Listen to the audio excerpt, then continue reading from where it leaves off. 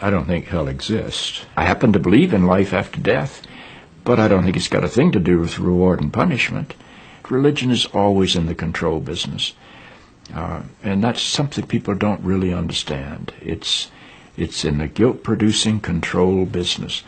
And if you have heaven as a place where you're rewarded for your goodness and hell as a place where you're punished for your evil, then you sort of have control of the population.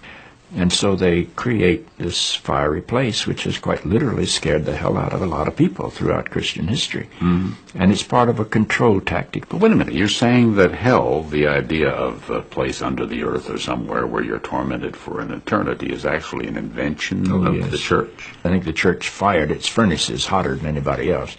But I think there's a sense in most religious life of reward and punishment in some form. The church doesn't like for people to grow up, because you can't control grown-ups. That's why we talk about being born again. When you're born again, you're still a child. The people don't need to be born again. They need to grow up. They need to accept their responsibility for themselves and the world. What do you make of the theology, which is quite prominent these days in America, which is that there is one guaranteed way not to go to hell, and that is to accept Jesus as your personal Savior? Yeah, I grew up in that tradition. Every church I know claims that we are the true church, and they have some ultimate authority. We have the infallible Pope, we have the inerrant Bible. The idea that the truth of God can be bound in any human system, by any human creed, by any human book, is almost beyond imagination for me. I mean, God is not a Christian.